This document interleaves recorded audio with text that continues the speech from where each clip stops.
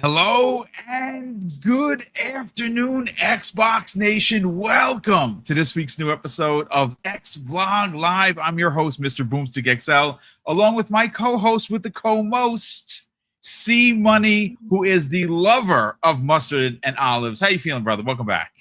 My least favorite things in the world. Thank you so much for bringing it up to me. What's up, How's everything, man? brother? How you feeling? I'm feeling good, man. Excited to be here. Excited for all of our exciting news. We just mentioned, right, just a few seconds before. We got some pre-alpha gameplay of State of Decay 3 looking fire. I love that it was a single player focused look, right? Yes. Like it was just Yes. gameplay. They didn't inundate us with here's co-op. You know what I'm saying? Like I know it's in there and people love playing that way, but I just love that they focused on if you were playing by yourself, this is what 72 minutes of gameplay Well, looks like. you know what? Here's the thing about that. I appreciate how how State of Decay as an IP has grown from an arcade release when they had Summer of Arcade, which is one of my favorite times in gaming for Xbox for years. Facts. The second one comes out and there was a tethering issue. Well, the tethering issue has been fixed and that's not going to be a problem. You're going to be able to go out with three of your friends, split up, three go this way, one goes this way, two and two. However you want to do it, you're going to be able to go and enjoy yourself and have fun, escaping the world that's just basically imploded. Yep. This 72-minute thing you're talking about, and I'm glad you brought it up. Again, it wasn't really a topic. We'll spend a couple of minutes talking about it because obviously, you made the mention of it focused on if you're solo dolo. Yep. And that's how I normally play. The 60, I think I put just a pinch under 65 hours in State of Decay 2. Got a lot of achievements, really enjoyed myself, and never went back to it. Why? I don't even remember, to be honest with you. It came out that long ago. But my 60 hours is a lot of time, though. You know what I'm saying? Like, yeah, I think so. Like that, you don't like. Listen, a lot of these games, they're designed for the people and the community members that want to have a place to live. You know what I'm saying? Yes. Like there are a lot of people, we know it because that's what most of gaming is now, right? Most of gaming is people have one or two games that's all they play. That's why no matter how cool a game is, how dope a game looks, that's why you can have 90 million PlayStations out there and only 3 million people show up for the biggest games that they release, right? And I'm obviously we have the outliers, 15 million, 10 million. I get that. Oh yeah, they've had some good sellers, sure. Because there's so many people who are just happy playing the games that they want to play. They're not playing games to help sustain the industry. Right. They're not playing games to help developers succeed. They're not playing games to help Xbox and PlayStation make money. They're playing games because it's something that they enjoy to do. So there are people who love State of Decay and love that world that's built, and they will put thousands of hours into it. And but people like me and you, I couldn't imagine. It doesn't matter how good the game is, even like Halo, right? I love Halo so much. But I have to cut myself off because I do love gaming in general, and I want to experience. The problem with us is that there's only so much time in a day, and even more so for you, because obviously, I have my family, me, Mrs. Boom, my nephew, and my godkids and everything. But you have kids, you have your wife, you also have your own business, which takes a lot of time, and that business now has been accompanied by a YouTube business. So you have to juggle both businesses, and we all have to figure out. And again, this is just we're just talking, folks. But the life of a podcaster, especially when you take this stuff seriously, it's work ultimately. So that again, getting back to your whole, my long-winded point is that there's just not enough time. So me putting 60 hours or 60 plus hours into State of Decay 2 was great. I'll probably do the same for 3. And maybe I come back for a new season or something but I am going to say, and then we're going to get into the topics. We've got a lot to cover. The fact that they focused on you going out into the world, and you doing your thing solo makes me happy, because I have been calling for, and again, my own chat has booed me. It's fine. I totally get it. Virtual tomatoes come out when I say I would have loved a Days Gone-esque type of story, where it was a story, a singular story that had a start, middle, and an end, and now it rolled into the game. Now, I don't know if that's going to happen. It probably isn't. They're going to have some sort of a story element to it, where they're going to be telling an overall story of how the world became where it currently is. I totally get that. But for me personally, I'm probably not going to play with the community. Not because I'm antisocial. It's the time. It's the time factor. So that when I can play it, it's probably going to be super late at night, where Mrs. Boom is sleeping. I'm up. I can't sleep for one reason or another. And I said, you know what? I'm going to go put 3 hours into the State of Decay 3 and, work up my community and build and get guns and do some risky runs at night that you're not supposed to do. And I'm going to have fun doing it. So I do like that. Yes, it's multiplayer. It hasn't lost its soul. It's going to be this incredible multiplayer game for people that want that. But what we saw in that 72 minutes, and I'm glad you brought it up, is that there is a single player aspect where if you just want to go out and do your own thing, you can do that. And I do like that. Again, me personally, I would love a singular story that you played, and and that somehow invoked into into the game itself. And that's how you get there. It is what it is. There's plenty of single player games, but agreed. Chat, first of all, welcome everybody. Thanks so much for hanging out with us here today. We got already almost 230 people here watching live. We definitely appreciate it. We have 2 monster-sized topics to get into, and they are going to surround Gears of War E-Day. And what I want to bring into the conversation to start today's podcast, see and chat, is this Unreal Engine event that happened yesterday. Now, I have I have a presser from Unreal Engine on Twitter, and it goes on to say that Kate Rayner, and she obviously is with the Coalition, joins us to talk about how the Coalition is using Unreal Engine to achieve the believability of a world in chaos for Gears of War E-Day. And it goes on to specifically point out, that hundreds of light sources with megalights greatly improve the visual fidelity of everything from environment destruction to volumetrics and muzzle flashes. The team were also able to iterate faster and increased per pixel visual complexity without compromising resolution or frame rate. And look, what we saw yesterday, was incredible. Crazy. And the destructibility. Now, you know what this reminds me of? And folks, if you're an old man, you're going to know what I'm talking about. Maybe you're not so old and you don't know what I'm talking about. And give me a second to explain. When Metal Gear Solid 2 first was being developed, right? It was expected there were a lot of expectations for this because Metal Gear Solid was so good. And one of the things that were like right up front for people to see is like you could shoot the watermelon and it would break apart. That was like Kojima's big thing. You can shoot an ice cube would melt. Yes. And now we go fast forward to 2026 yesterday, and they're starting to show for Gears of War.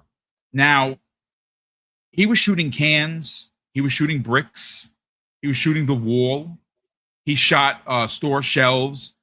And the detail in this, C-Money, was absolutely insane. And it just goes to show you that the Coalition themselves are, in fact, the best in the business when it comes to using Unreal Engine. And again, I couldn't find specifically what part of the engine that they're using, because we know that they've gone as high as 5.8, which I believe this is. Now, I had suggested earlier, and I have not been able to confirm it, that maybe it's 5.9, maybe it's even a pinch closer to 6. I don't know. I could not find out. But see, what we saw yesterday running not on PC, but running on the Series freaking X.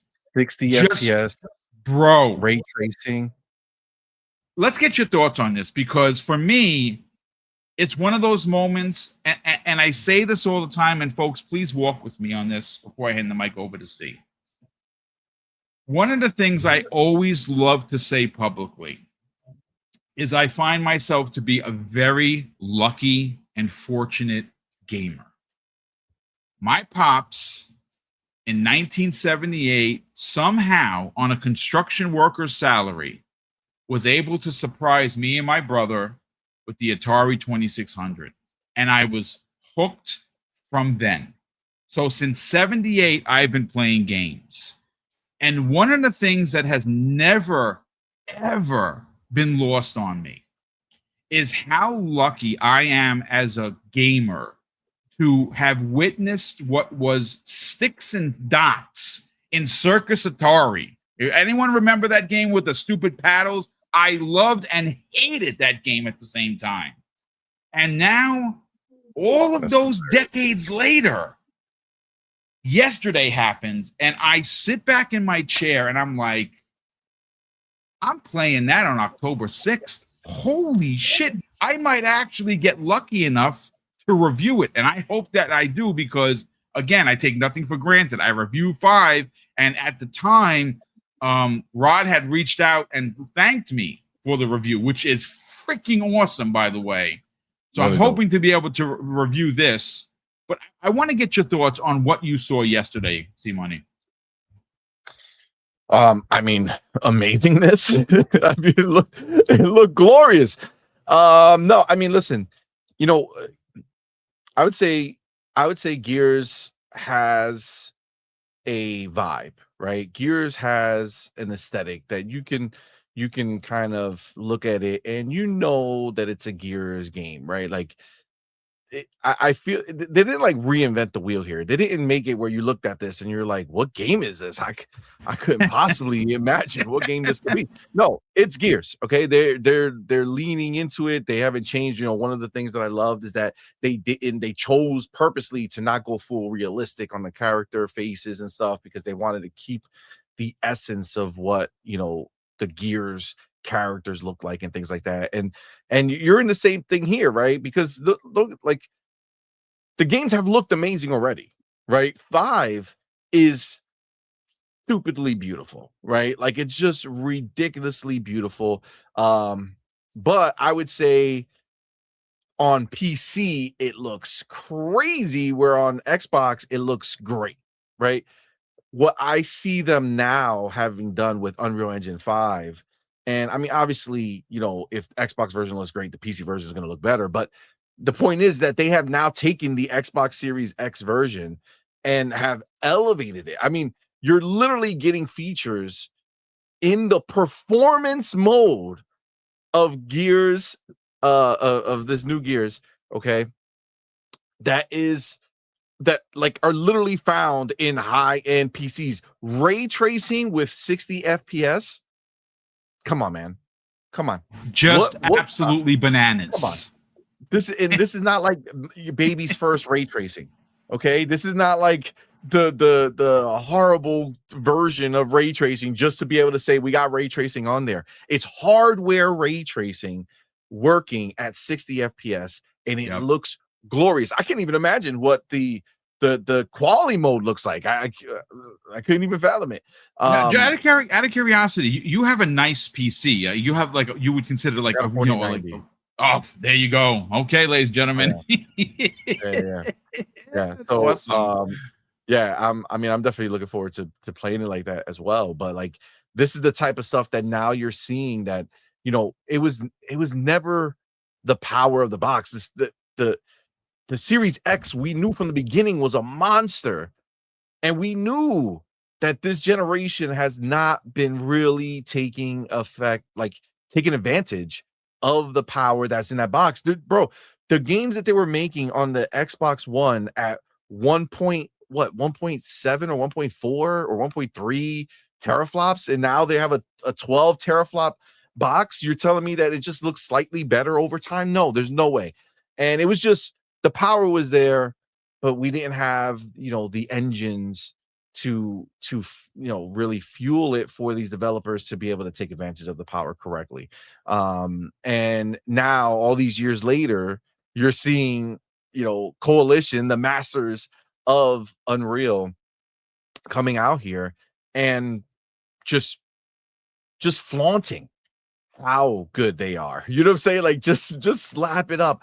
Everybody else who's come out here and released a game that didn't look this good. I mean, this is just top quality, right? And then obviously, I mean, I'm leaving out the fact that when you look at this game and you see just how well the environments look, is not just the ray tracing, it's not just the 60 FPS, it's the artistry behind it, everything they've done.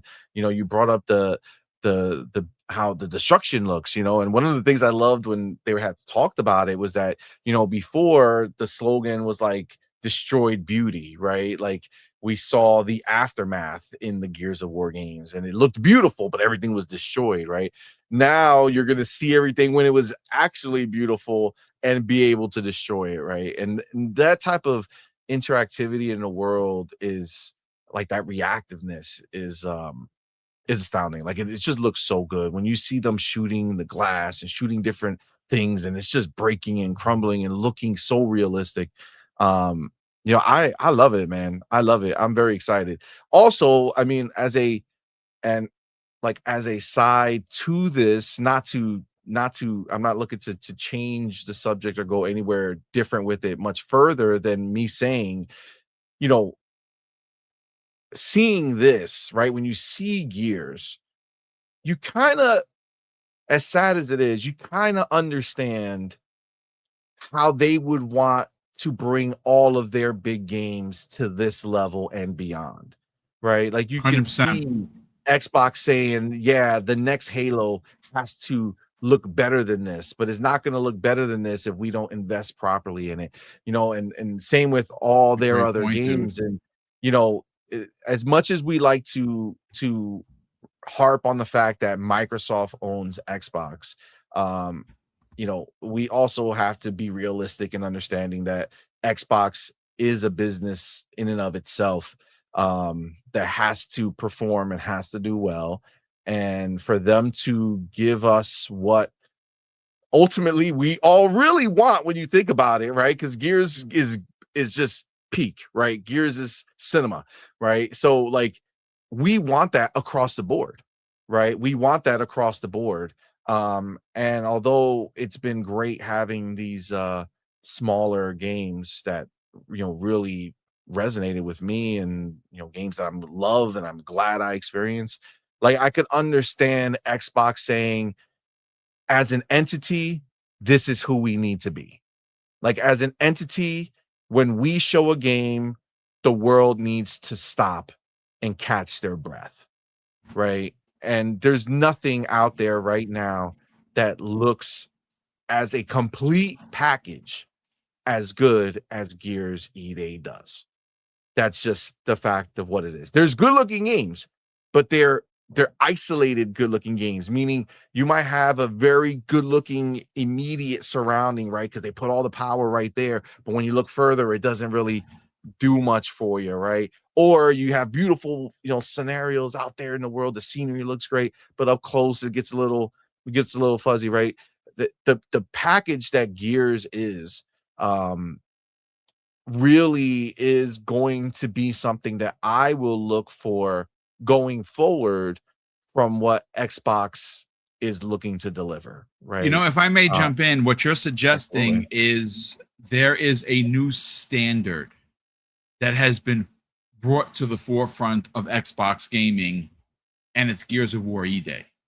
And if I may add some additional context before I hand you back the mic, I actually think, in my opinion, and you can disagree or you can agree, that this ideology of making it the first announced Xbox true exclusive for Xbox Series XS and PC was not only a brilliant move, but see, this is the game to do it. Because what you're suggesting is, look, right now, Xbox is in flux, right? There's new leadership. We know about the first 100 days. There were a lot of things that made a lot of fans, including myself, very happy. You know, they're listening, right? They're clapping back at the disingenuous media. Matthew Bull went, you know, he didn't go after. He just corrected Jez Corden, who I absolutely love. You know, I'm a big fan of Jez. But he said something, and immediately Matthew Bull responded. This is not the first time. We're seeing a different shift, a tonal shift, if you will, in regards to how Xbox, you know, walks, right? Well, with that said, you know, you made mention of smaller games. That's something that it appears that's going to be less than moving forward. And even though I am saddened that we're not going to get potentially sequels to some games that I really enjoyed, the other side of that card or coin, depending on who you are, is that my favorite franchise of all time is Halo. And for the last decade, there's been nothing. It has been one of those franchises that you heard Phil Spencer say years ago, if we lose Halo, we lose Xbox. And somehow that did not resonate with 343 and now Halo Studios. And it's been a leadership shit show for that franchise for what? 5, 10 years, right? Like Infinite comes out, you loved it, I loved it, we got shortchanged. We're never going to find out what happened to Team Osiris. We're never going to find out what happened to Locke. How did he lose his helmet? Why is that guy wearing it as a piece of his armor? What happened? We're never going to know. So what we have to do is we have to reset Xbox. And when I say we, I mean, you know, obviously I'm not a part of the team unless they hired me, and I don't know, but Xbox and Team Asha are resetting the brand. And, you know, this being the first Game C announced as a true exclusive, bringing it back to exclusives, which we know is Gears is starting it. We know next year is going to be Clockwork. And from what we understand, there is going to be a, quote, signature amount of titles that will be coming out each and every year that will be exclusive to the Xbox and PC. I think it's brilliant, but just kind of circling the wagon, so to speak, here, see, and I want to give you back the mic. If there was one game in the entire roster right now that was announced for the next 12 months that was going to be your, quote, flagship exclusive, brother, this is it. 100%. Yeah, I mean, this is like, I think this level of confidence from them is actually, it gets me excited. Yeah. Right. I am. Listen, I had my moment to soak. Right.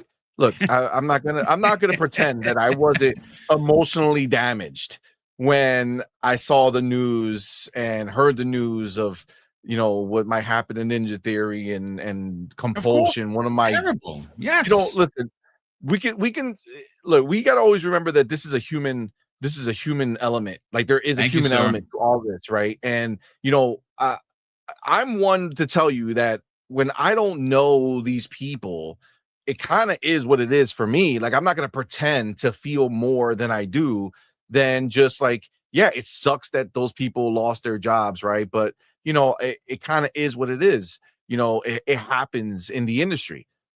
But there is a human element that when you do know some people, and you know, I went to I met with that team. I talked to those people. You know, Zaire, we had Doodle and I sat there and had a great conversation with her off the camera. Like it was just, like these are just genuine, like learning their lives, how they got here. Like it's crazy And yeah, it was heartbreaking for me to see these people have to now go find a new place, right? So it did suck big time to see it. And we had our show, and I got it all out of me, and by the end of the show, I felt better. I got it all out, every feeling I had towards it. Because at the end of the day, I do see what Xbox is trying to do. I do see what Asha is trying to do. And obviously we'll see how it plays out if they actually come through with everything they're promising and saying, but I do see the idea, right? Go ahead and take those dollars. Like she said, she's frustrated with the amount of IPs they have. They have like amazing IP, right? Mm-hmm. Like some of the biggest IP in the gaming industry is owned by Xbox. But we're still sitting here almost 3 seasons into Fallout, and we still don't have a Fallout game, right? Brother, I am so glad.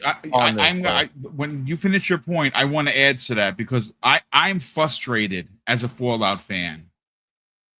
Well, I think this is the reality that they're seeing. Like this whole, like, you know, listen, I love Todd. I finally met Todd for the first time at the Xbox showcase. He said he was super patient with you too. That was a cool story. Yeah, he was super patient with me too. Like he wasn't like, bro, I gotta go. I'm like walking out. He was just chill as I was trying to get my camera to work. But the point is, like, I do, and I love the games he makes, and Skyrim is one of my favorite games of all time.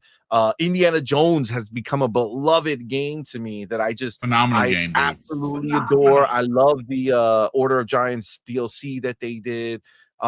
It's stunning. Troy Baker, I got to meet him for the first time ever. Oh, that's cool. Got a cool picture with him, and you know, he voices him. He also voices Joel, one of my favorite characters in gaming as well. But point is, with all that, like, as much as I love Todd, it's like I get it, but like you are responsible for these franchises, and in this world that we live in, bro, I can't be 50 about to play Fallout. You know what I'm saying? Like I'm turning 40. I don't want to be turning 50 to finally get my hands on the new Fallout. How do you think I feel? I'm going to be 62 if it comes out in 2032. I'm going to be a guy with a cane potentially. Yeah, hopefully man. not. Come on, to the Fallout. You're going to fall out before you get to play Fallout. There you go. Yes. We continue down this rhetoric, I'm going to crash out. So I know exactly. So like the point is that, like, again, I gotta call a spade. I'm not taking away because I love them, but Obsidian, I absolutely love Avowed. I'm one of my favorite games ever. And I know that because I beat it and then immediately went back and beat it again and then went back and got through even more of the game before stopping. Wow. I don't do that. You know what I'm saying? I don't play games. I used to play Halo over and over again back in the day when I had all the time. Now I don't. I'll beat the game and then I'll play multiplayer until I'm done playing the game. This game, I beat it, loved it so much, went back, played it again, beat it, loved it so much, played it some more. That game was phenomenal. Outer Worlds 2, similar, right? Not as much beloved. That's why I have to go back and change the fact that my game of the year was actually Avowed and not the Outer Worlds 2. But I beat the Outer Worlds 2, loved it, and then I went back and played a good portion of it again, but then I never beat it a second time. So that's why I got to call a spade. Avowed was the best. But the point is that Obsidian is amazing, okay? But as amazing as they are, Avowed didn't sell, okay? Yeah. Outer Worlds 2 didn't sell. I understand, and again, I don't want to, like, I want to be clear, because during my emotional distress after when I did my first show after that situation, you know, one of the things I kind of really was sad about was the fact that, you know, Xbox is essentially now going to go into the territory of, I own you, studio, go make this game, right? Not, I own you, studio, what great idea you have to come to this world, right? And let's help you make that. I understand that that's not going to be happening anymore, or very little, right? Very little, if at all. And again, I see somebody like Obsidian, and I'm like, man, I'm probably not going to get an Avowed 2. Outer World 3, gone with the wind, right? Like, that's not happening. But if I'm going to go and say, like, what is the upside? Bro, you make them go make Fallout New Vegas 2. Yep. Right? Immediately. You make that happen. You say, hey, you want to stay as studio? We would love to keep you as a studio. We need you to go work on this. You're gonna. It's funny because they said that they really wanted to do it. They just, were waiting for the call. So, well, I mean, and I'm hope that what we heard was that they were in negotiations to either buy themselves out, get shut down, or go be essentially a support studio of Bethesda, or a studio under Bethesda where they'll be helping with Bethesda franchises. And I mean, realistically speaking, you take Obsidian, you take one team that did Avowed, you take one team that Outer Worlds, you take one, have them go work on the new Fallout, take the other one, have them go help with Elder Scrolls, whatever you got to do, right?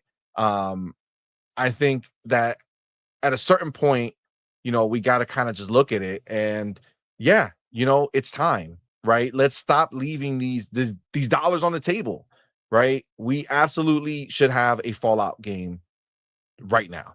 Like, there needs to be one brand new release. Yeah. If you don't mind, I got to jump in, brother, because my frustration when it comes to, look, I have not met Todd Howard. I hope that I can change that in next year or the coming months.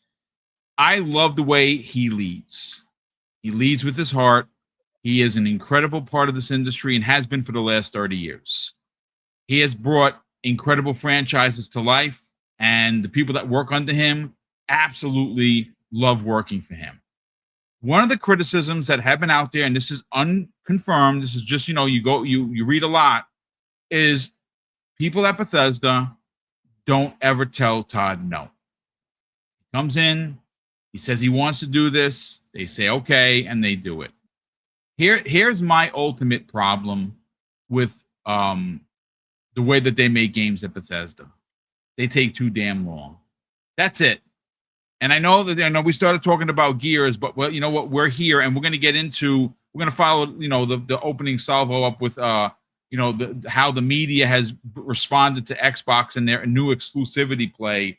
It's not good, folks. And today is a names the name type of situation, not individual people, but sites, because for context. But I went and looked, and I saw when Fallout 4 was released, and it was 2015, brother. You know what? Here's the thing: it's 2026, and I'm no mathematician, ladies and gentlemen, but if we go by Bethesda math, and they're working on the Elder Scrolls, and the Elder Scrolls is in this year, it may not be next year, but 2028. So as they're kind of wrapping it up for release in early 2028, they would start somewhat pre-production on 5. They take 5 to 6 years to make their games. So again, no mathematician, folks. What are we talking about?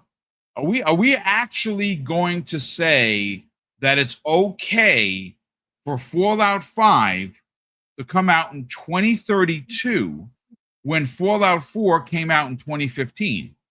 Like, what are we doing here, folks? That's my question to you. So obviously, when we hear, C-Money, that Halo, Fallout, and Elder Scrolls were not funded correctly and now are going to be funded correctly, that has me excited, because those are 3 franchises that I can absolutely love. Halo 100%. Being tip of spear. 100%. 100%.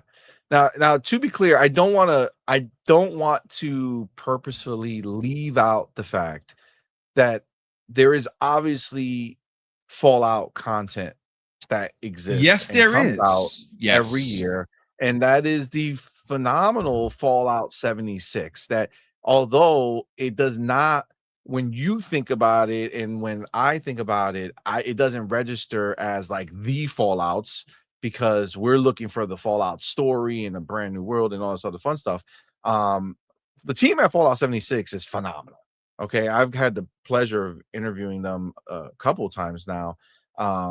And they're a great team. They're doing great stuff, and that game is popular. There are millions and millions of people who play it every single month. This is not a game that is just out in the ether and nobody's paying attention to it. They have a phenomenal fan base. They have an aggressive fan base who just wants to consume the content. They love the world that is Fallout 76. So I don't think when you're saying that and I'm talking about this, I'm not depreciating. Of course. No, not at all. That it is not valid or is not a valid form of Fallout. I 100% know that if you are somebody who loves the Fallout franchise and that Fallout world, you have something to go ahead and just live in Fallout, right? And that's what a lot of people do. But like I said earlier, right? Myself, Boom, I don't think we're not live service forever players, right? We could put a lot of time into one, but that time will come to an end.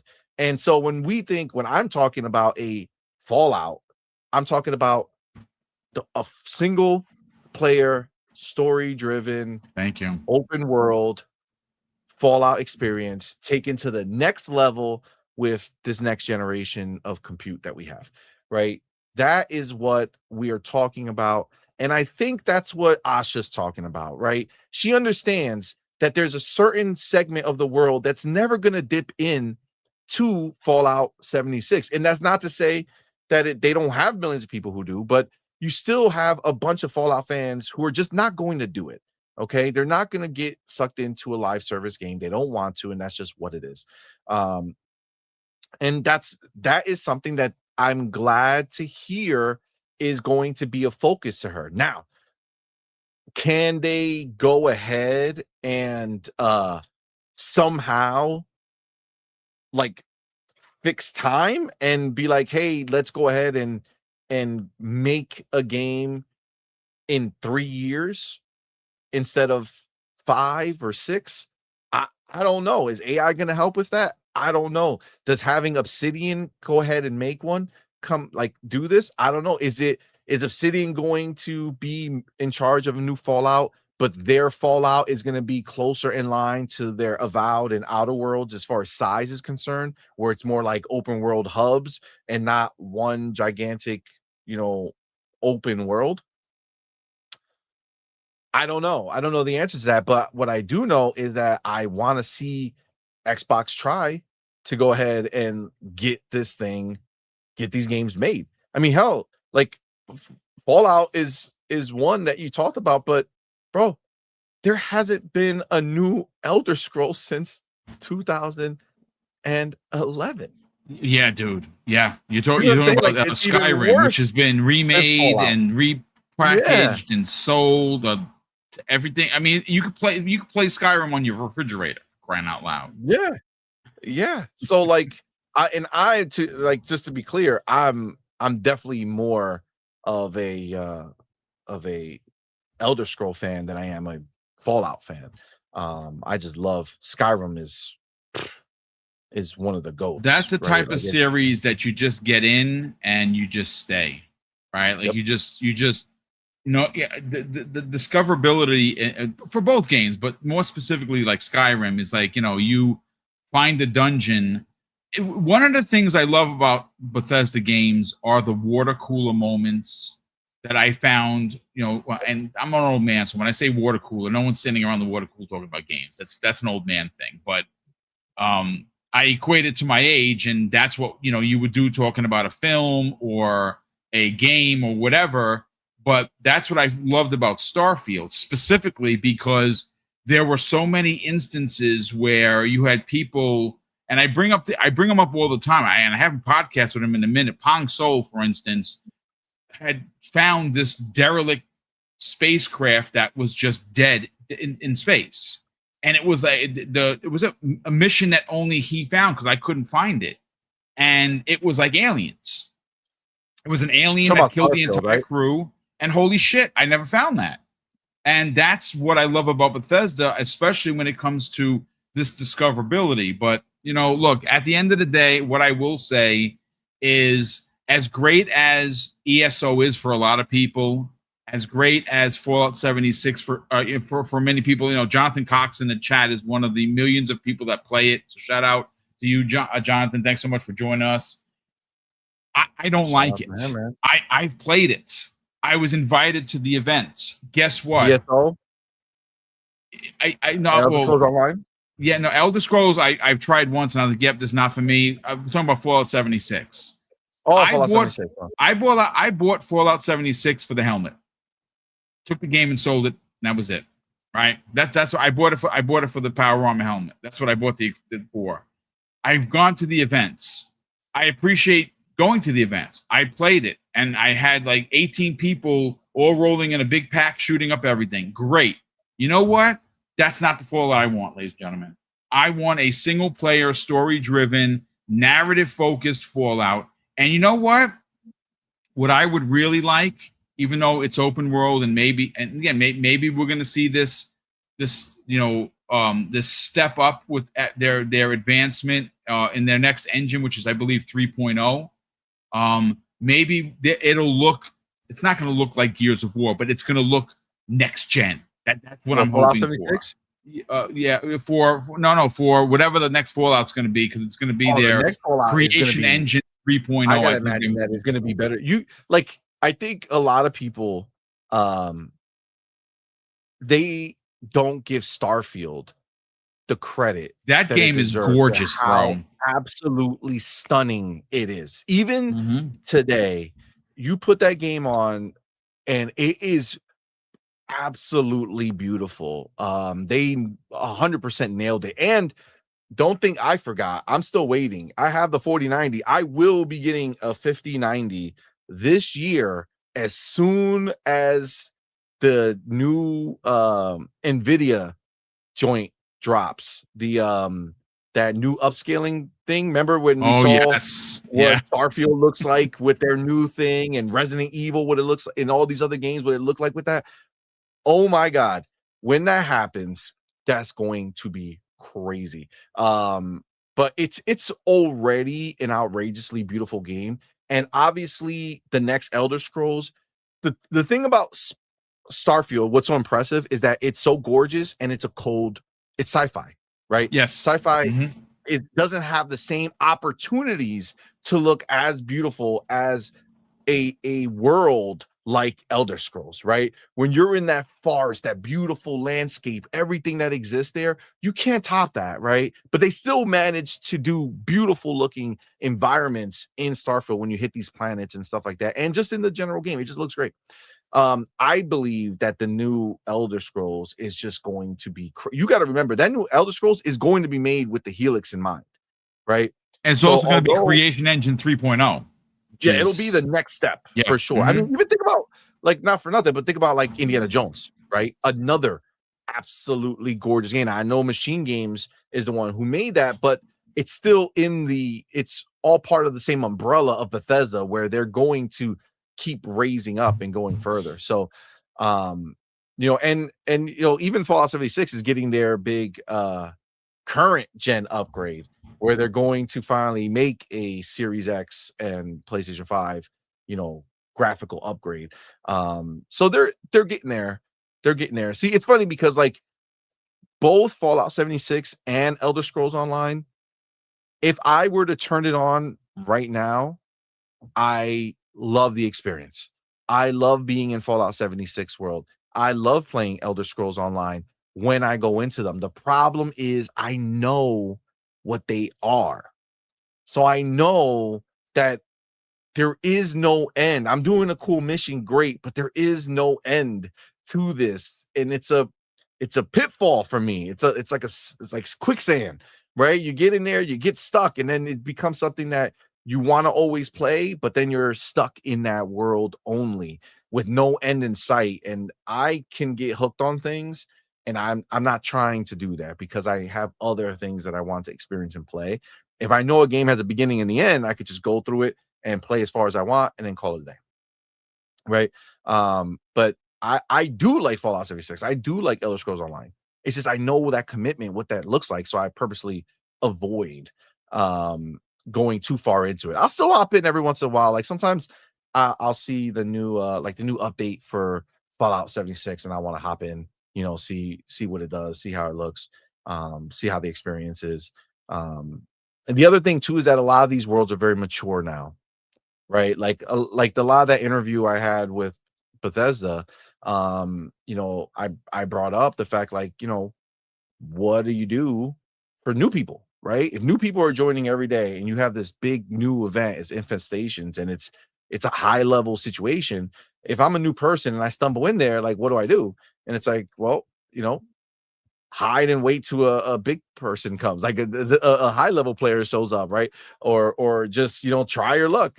But like these games have been around for so long, they have to cater to the high level players who stick around every month. They can't just come out and be like, here's something for everyone every time, right? So I think that's where it's like difficult to jump in, to be able to experience everything that they have. But yeah, either way, this all stems back to the fact that Gears being what it is proves out to me why Asha and the gang are saying we need to focus on our big IP that people love, and we need to invest in those IPs, not only to make them bigger and better, but also to make more of them, to get them out faster, right? Yeah. And we joke about, like, back in the day when it was like Halo, Gears, and Forza, right? And I get that. And again, when I was in my fields, I was like, well, here we go. We're going back to Halo, Gears, and Forza. But you know what? I loved Xbox back then too, right? When I had my Halo, Gears, and Forza, when it was this year, the big tentpole, the big game that I was waiting for at the end of the year or whenever it was Halo, right? When it was the next Gears, it was a moment, right? Every time it was a moment. And I think one of the things that is lost when Xbox has so many games coming out is that there's not this big, lighthouse out there that you're the tentpole thing. Yeah, you're not having that one thing to aim for.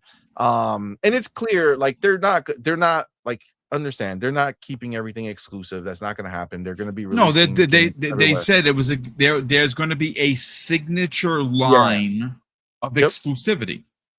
Yeah, they're going to pick the biggest game, or the game that they feel is the most Xbox game of that year, and they're going to go ahead and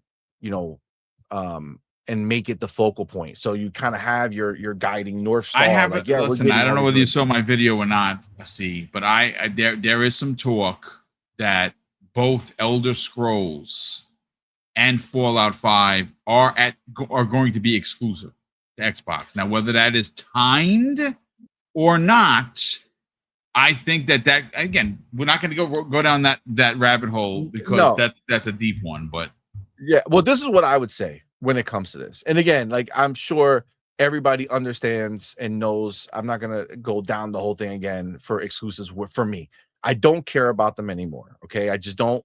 Doesn't matter to me. It just is what it is. But okay, what I will say is I do care about Xbox, and I care about their word and what they say and how they do things. Okay.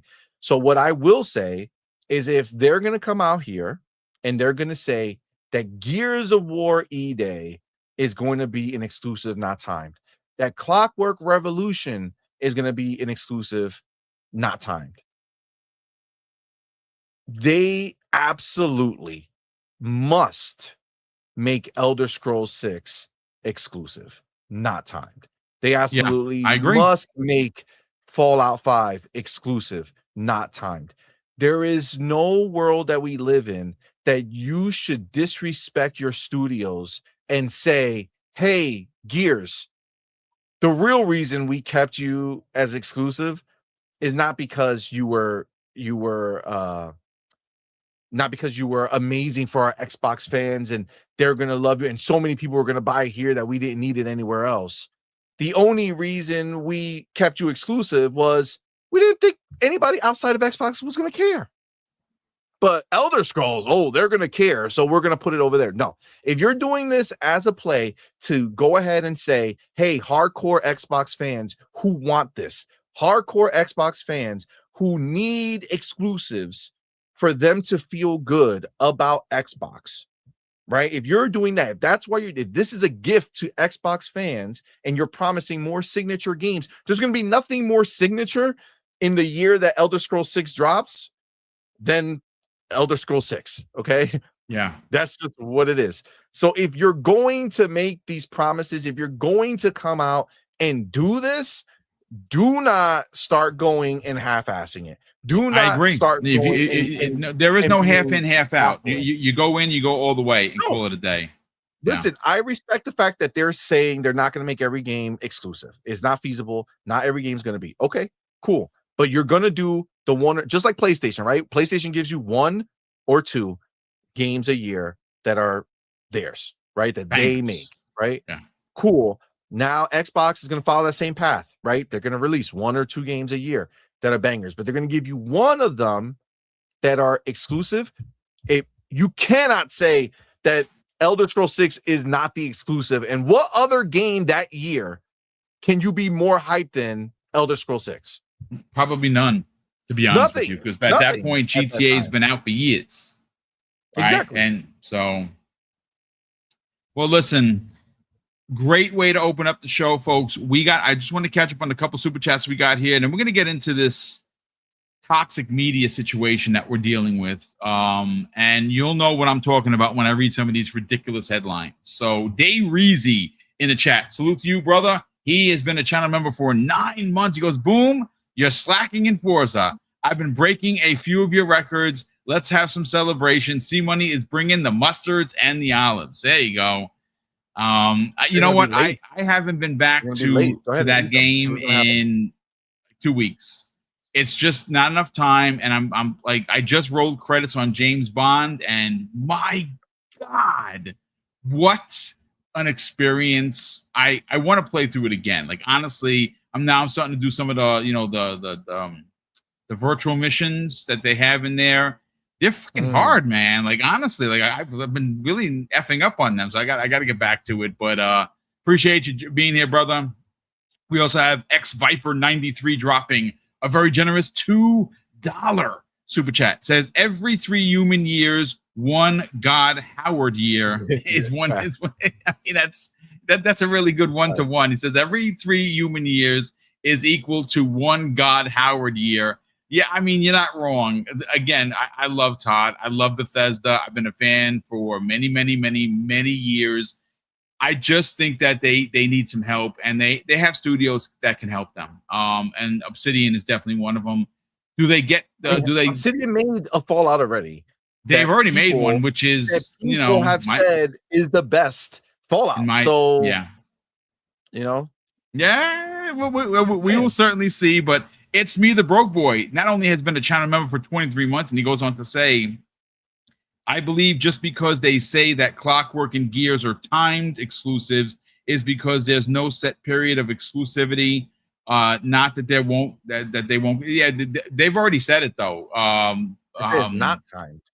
No, it's not timed. These are, again, you saw Jeff Keighley tweet this. Gears of War will never be on a PlayStation. That's, I mean, whether you like Jeff or not, he tweeted that.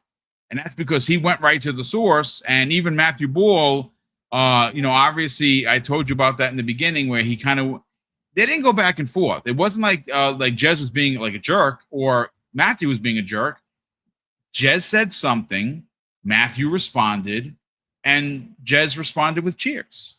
That's what happened. Actually, Jez was actually saying the same thing that Matthew Ball was. Jez was saying that the idea of it is that is not going to be exclusive or whatever it is. It's just kind of made up fanboy stuff. Yes. And then basically Matthew Ball saw that as an opportunity to be the official word behind Jez. So Jez wasn't saying anything. No. They handle it like gentlemen, as you should. As you should handle yourself like a gentleman.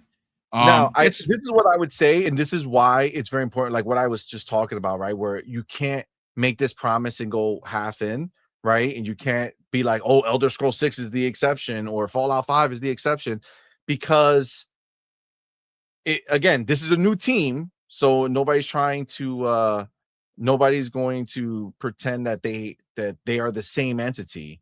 Right. But the reason people doubt it is because those same almost exact words were used for Starfield, and it took years and years, but Starfield is now on other consoles, right? Well, I mean, listen, to your credit, you are right. But people are going to have to give them an opportunity to be proven wrong. That's why I'm not going in and being like, oh, I don't believe them. They're a different entity. Okay. They're a different entity. These are different people. And certain words that are said, are damning when you're not using it for your benefit, right? Yeah. Because Asha said the plan's the plan till it's not the plan, right? And she kept the word. But by definition, but just by those mere words that were said, that can also mean that the plan is to never put Gears elsewhere until it's not the plan, and then they put Gears elsewhere. But I'm choosing to believe that Asha and Matthew Ball and that new squad of people are aware that their word is the only thing they have. Yes. And although there's going to be plenty of people who are doubting them because of previous things that happened at Xbox, I'm not going to doubt them because they haven't done anything to earn that distrust. Again, I know I was in my feelings about closing the studios, but I ultimately think that is the smart business move. Emotionally sucks for me, but business wise, it's the only thing that makes sense. Pour it into the big games that are going to give you a return, that are going to make people excited. As much as first of all, I agree 1,000% with you. It breaks my heart. I love the fact that you led with the human element. That gets left out of the conversation on a regular basis. And I have always banged that drum. I am a people first person. I am lucky. I have a pension. I have insurance. I have things that I've earned. Now, again, I know I wasn't given, they didn't say, hey, boom, for being a nice guy and helping the old lady across the street, which I do. Here's a gift. No, I can earn that. That 21 years of risking my life to get it. But with all of that said, there's a human element that I found myself to be very lucky, and I'm glad I didn't get into game design. And I would tell anyone right now that game design is not the way to get into tech, because people are losing jobs like crazy. But yes, am I sad that we might see some of these studios close? I hope not. I hope that they allow for them to spin off like Toys for Bob. But I do, and this is just me, and I cannot believe that I'm saying this 25 years later of a flagship title from Xbox, that Halo has been undercooked for a decade. It's to the point where I'm sitting there, I'm saying, it does seem no matter who gets into leadership and how many times they change their name, it's the same animal. Change the skin, same animal. They're doing the same shit. Why? But hopefully that's going to come to an end. But what I do want to do is let me catch up on these last couple of super chats, and then we're going to get into this gaming media blitz against Xbox. Because listen, folks, someone's gonna clip me on this. Someone's gonna say this guy's a lunatic. I have proof. Listen, how I feel about evidence-based conversation. I'm going to read the headlines to you, and I want to get your thoughts. But it's me, the broke boy, drops not one but two super chats. First one of $5. He says, the only way I'm going to buy GTA is if they have a collector's edition with the girl in the game in a gold dress statue with it. That's okay, man. I mean, listen, the hopes and dreams, brother. That's I a hear lot you. more. I'm sure they're gonna have a collector's edition, and I will 100% buy that. I'm going to tell you how I'm buying it. I'm going to buy the digital deluxe edition, and I'm going to get it for the price of free because I have almost 300,000 Microsoft points waiting, banked, and ready to go to get that for the price of free. So that's how I'm going to get it. His second super chat says, gaming media added the term never, Xbox didn't say. Yeah, we're going to get into it. Again, the media has been on a calculated tear. So lastly, Gamer by Choice drops a very generous $5 super chat. Says, the fear I have for Xbox is Microsoft changing their focus and business decisions and finding that rake to step on, especially now that they are refocusing. I think they're going to be super like pointed with how they move. I really think, again, I'm giving credit to Asha based on what she's done. Yeah. Some people were going to say you're giving her too much credit. I can only go based on what she's done in the first 110 days. And what she's done, in my opinion, is great work. Does she have work to do? She absolutely does. And she's doing that right now. Some of it is going to be, some of it's going to be uncomfortable. Some of it's going to be like, damn, I don't like that. But some are going to be like, that's what I've been waiting for. But listen, C-Money, chat, I got to get into this next topic. Now, look, I'm not going to come on the air and suggest that there is a place in California where the members of the media cabal meet and sip lattes and drink and figure out a way how to besmirch Xbox as a platform and all of their fans. I'm not suggesting that. What I am going to say, what I am going to say is that in the last 2 weeks, since Gears of War E-Day has been announced as an official Xbox Series X and S console exclusive, with, of course, releasing on PC, I believe that there has been extra effort put out by games media to completely shit on Xbox in every way possible. Whether it be about Asha, whether it be about Gears. Well, if you're wondering, ladies and gentlemen, how I came to this understanding with games media. Well, first of all, games media hasn't changed at all. They use anti-Xbox rhetoric for their click ratios. And we all know that if you want to get subs and likes and shares on social media, all you got to do is lie and take a dump on Xbox. And we see this, and again, I don't do the names thing, folks. So, of course, when we talk about other content creators, how they do their business is how they do their business. It's whatever. But games media, who is established, who have editors, who have fans that either support their site through views and clicks or even monetarily, expect when you write a piece, there's going to be some truth to it. Well, I have a bunch of headlines where I am going to name some of the names. And some of the things I'm going to read are egregious. Now, the first one is from Polygon. Now, I don't subscribe to them. I don't have them blocked. They're one of the few pieces of media that I don't have blocked.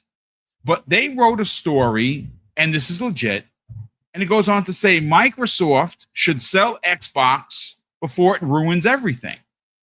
Now, when I make this into a video, I'll show you what I put. I actually told them they should sell themselves, but they probably get no buyers because they report the news pretty shittily. So that was one. Here's another by Game Informer. Now, I like Game Informer. I have all their magazines. I subscribe physically. I've been reading them. Halo cover.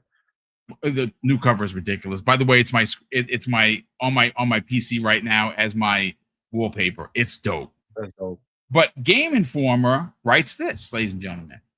Xbox doubles down on Gears of War E-Day exclusivity, saying it was never discussed for PlayStation 5, despite evidence pointing to otherwise.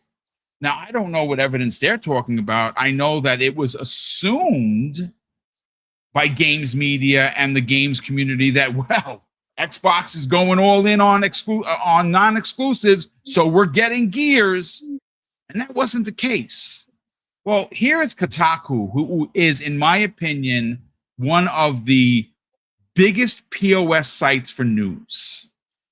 And they say this: Xbox promises Gears of War E-Day exclusivity is not a limited time fake out.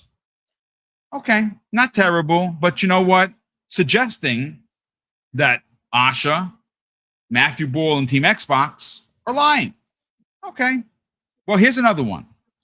Xbox's confusing U-turn on exclusives are frustrating gamers, ladies and gentlemen.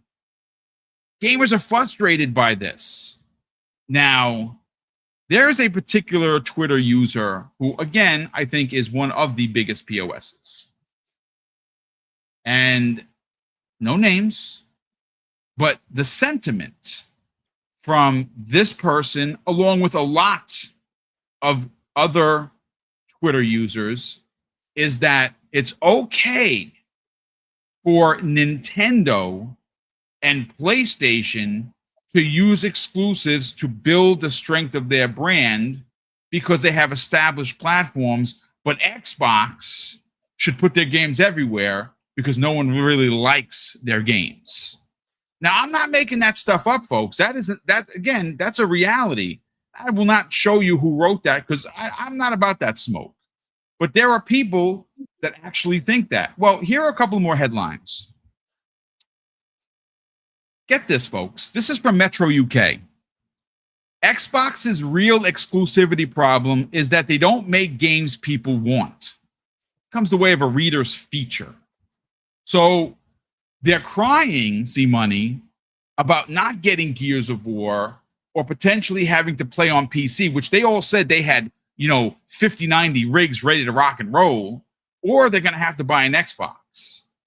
Here's one more.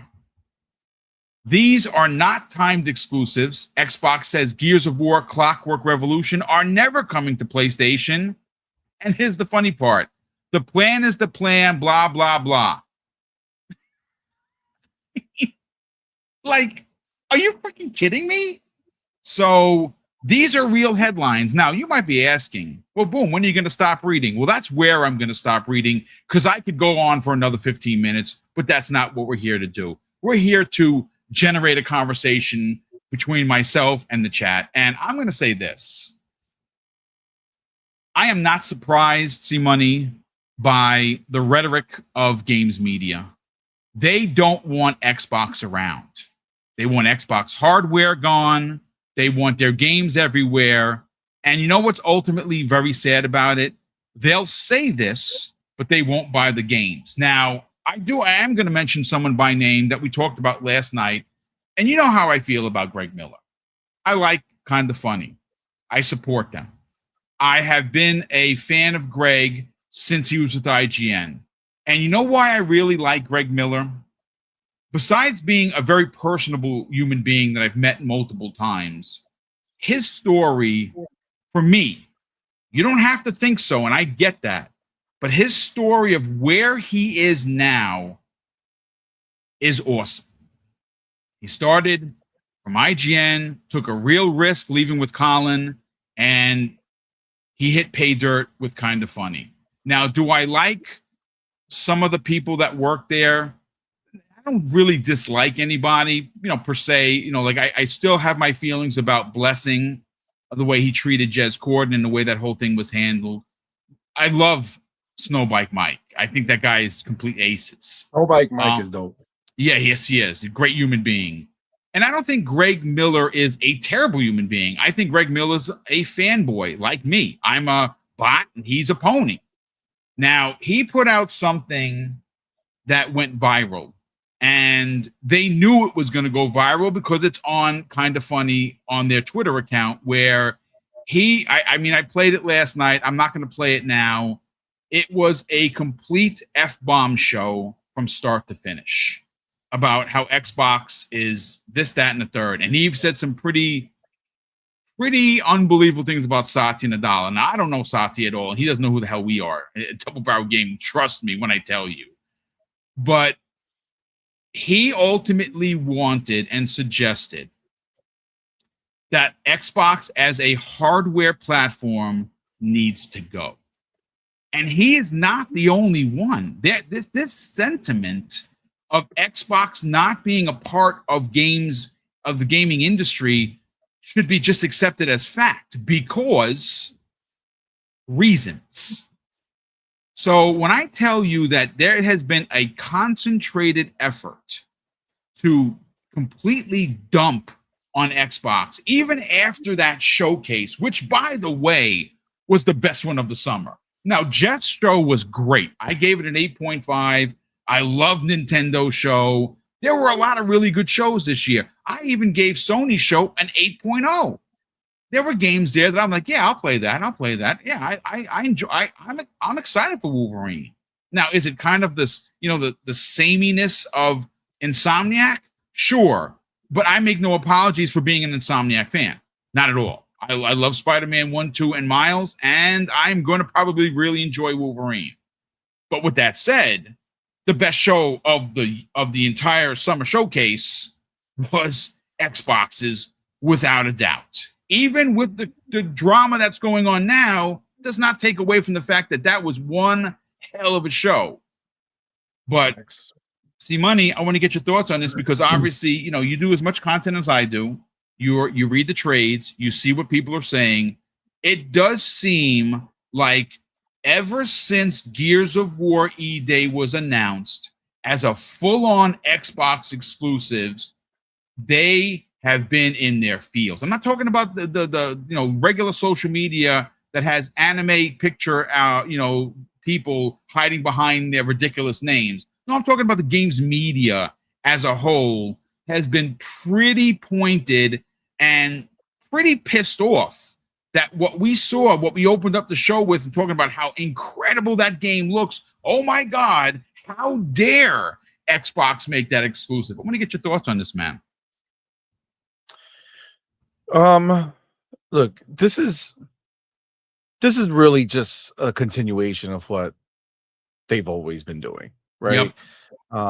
And I think that it's just clear that as soon as Xbox, I mean, look, I feel like there was a little bit of a moment in time when Xbox started announcing that things were going to go everywhere, that you saw a little bit more of the media kind of being a little more kumbaya because they knew that these games were coming. So it would be disingenuous of them to go ahead and be like, oh, this game looks trash, and then play it on their PlayStation and come out and say how much they love it, right? So it did have a certain amount. I still didn't get rid of it, but there was like a little bit of, you saw a little bit of movement there.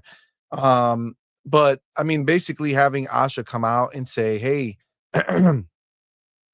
we're gonna go compete the way that only Xbox and Microsoft can, with the amount of money and energy that they could put into their games and stuff like that. I think it just kind of brought all the feelings back, right? It brought all the feelings back to the Pony Media, right? And now they have to go back into, doom and gloom for Xbox, and the world is over for Xbox again. Honestly, Xbox should have like a show that they put on that's like Night of the Living Dead or something, where it's just a bunch of Xboxes taking over the world, because it's like they're always dead, yet they always rise somehow. But that's all that did. It just reinvigorated that feeling of hatred of Xbox, because they are going to go ahead and go back to doing some of the things that they were doing before. And I mean, these people are just like that. Now, I know, like, the Gears of War thing, I don't know if you guys saw it, but the reason that some of these people are going so hard into the PlayStation version of it is because I guess there was a leak, not a leak, that Xbox posted a video of Gears, and at the end it had the PlayStation logo. and then they got removed and swapped or whatever. So I think that's the thing that people are alluding to when they claim that there was no PlayStation version and magically there was a, the trailer had the PlayStation logo at the end. Yeah. I think that's what people are lynching on, but it doesn't matter if there was a PlayStation version of Starfield. That's even more of the power play, right? That's even more of the fact that Asha's saying, you know what? I don't care. We have a group of fans who are have a bad taste in their mouth with Xbox, that they are annoyed by Xbox. They are spending their times on their YouTube channels instead of being an Xbox channel talking about exciting things for Xbox.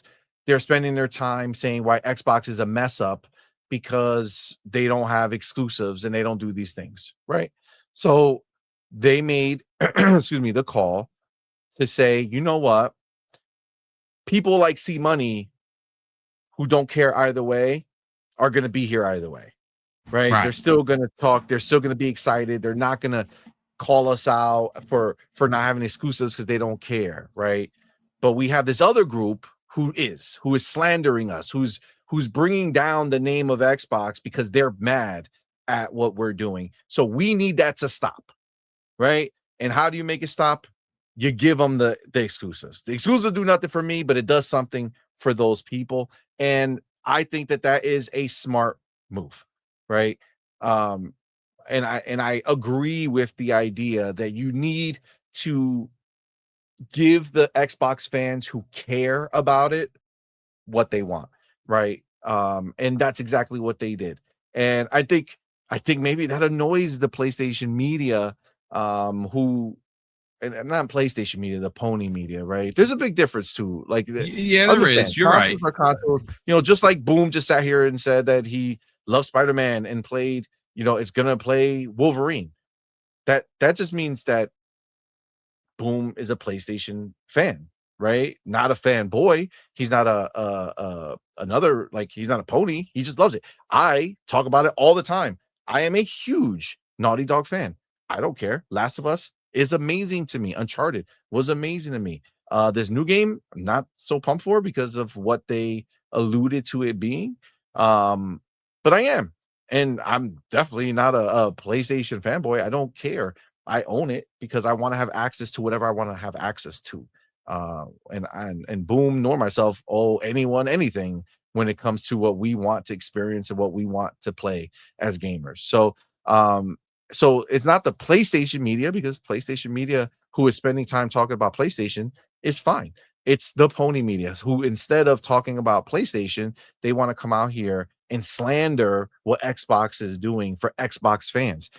You're not an Xbox fan. Why do you care that you're not getting these games? You didn't care about these games. You said these games were trash. Why are you now saying that it's a problem that Xbox has exclusives? PlayStation fans have exclusives. Nintendo fans have exclusive. Why does it matter that Xbox fans have exclusives now?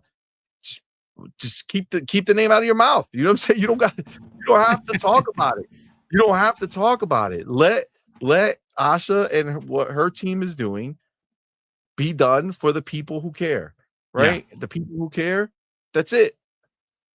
And that's just the reality of what it is. So and I'm gonna go somewhere because I saw something and I'm a little confused. Gogo Pulse says, "See Money, you implied so many times Xbox hardware is dead. Don't deny that argument you made." Go find me a clip, my dude. I have hours and hours. I don't know so much about that, brother. Hardware is dead. Are you cracked? Get out of here, bro. Come on, man. Don't listen. You could be in your feels about the fact that I don't care about exclusives. And I said it here and I've said it in the past and I still continue to say it. I don't care about them. It's not going to change. I wasn't going to not use Xbox or not play Xbox or whatever because they didn't have exclusives. It didn't matter to me. I understand the business reasons why they needed to put their games elsewhere. That being said, I understand the decision that they're making now. And I always said that whatever Asha decides to do is going to be based off of what she found, what her research led her to find, what her experiences with the Xbox community has made her decide to do. And I'm all for it. Do what you got to do. Do what you got to do to make Xbox the best that it can be if this is the way you think it needs to be. But I always have Xbox. I have more Xboxes than most people have in their homes. So the idea that Xbox is dead, I've never said those words, and I never implied those words, and that's a crazy idea. And it's wild to see people who used to come to so many shows go ahead and now act as if I changed my words. Like, get out of here, bro. Nah, man. Sorry, dog. Well, I do want to just I have this piece of media in front of me, and I want to it kind of really breaks down exactly why the media has been buck wild. He goes on to say this in this report: the games media's criticism of Xbox listening to its fans on Twitter stems from a recent highly publicized platform change driven directly by social media polls and internet feedback rather than traditional business strategy. Critics and industry commentators argue that letting the loud, often fragmented ecosystem of social media shape a multi-billion-dollar brand decisions is a dangerous way to run a gaming platform.